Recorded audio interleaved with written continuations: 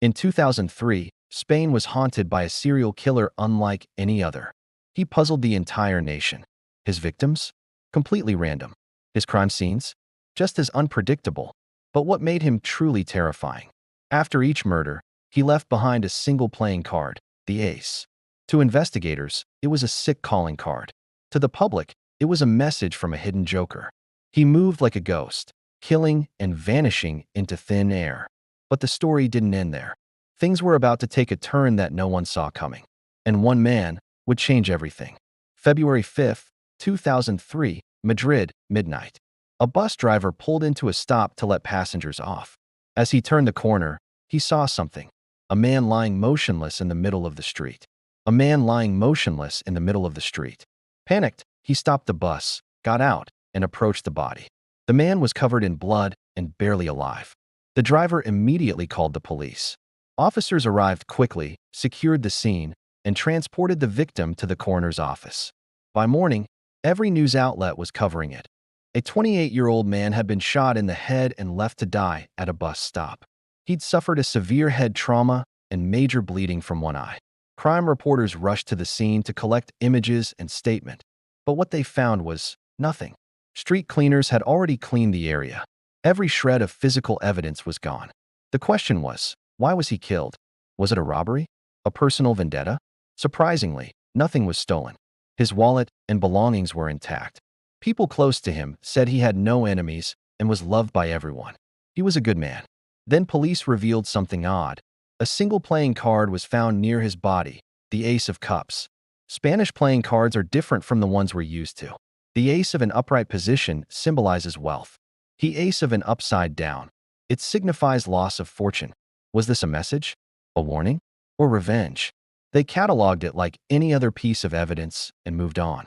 At first, detectives dismissed the card as coincidence. You have to understand, back in 2003, Spain averaged one murder every 3 days. Police simply couldn't give every case the attention it needed. March 7th, 2003. A month later, late at night, a couple, Eduardo and his girlfriend Anahid, were walking home. Suddenly, a man approached them, pulled a gun, and shot Eduardo point blank.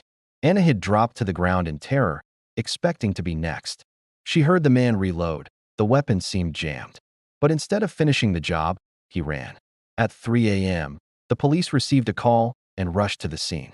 They found bloody gauze and bandages, signs that bystanders had tried to help. But again, another ace of cups was found near the body now. The media exploded. It was official. Madrid had a serial killer, and he was leaving his mark. People started speculating. Was this the same killer? Was there more than one? Police were unsure to confirm a connection. They needed hard evidence, like the murder weapon. They combed through the second crime scene for ballistic evidence. 3 days later, they found a 7.62 millimeters cartridge. From the first crime? Nothing. No bullets. No shell casings. But there was one big break. Eduardo survived, and so did Anahid at the hospital. Anahid described the killer. Slim build, about 180 centimeters tall, dark complexion, short beard, and shoulder-length hair. A police sketch was drawn from her testimony. March 18th, 2003, third attack. Another couple, walking late at night, ambush shot without warning.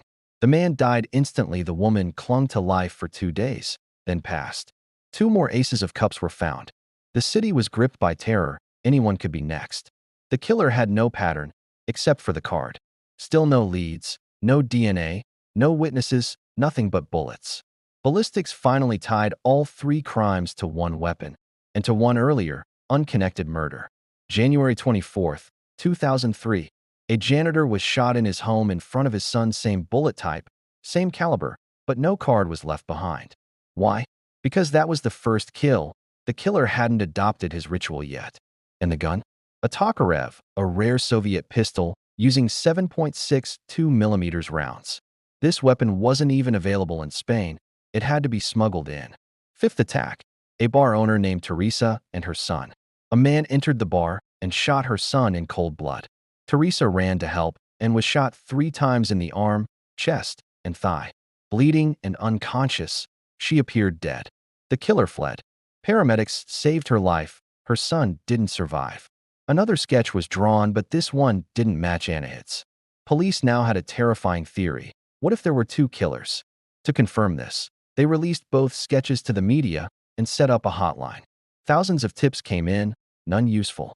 But detectives focused on one thing: the gun.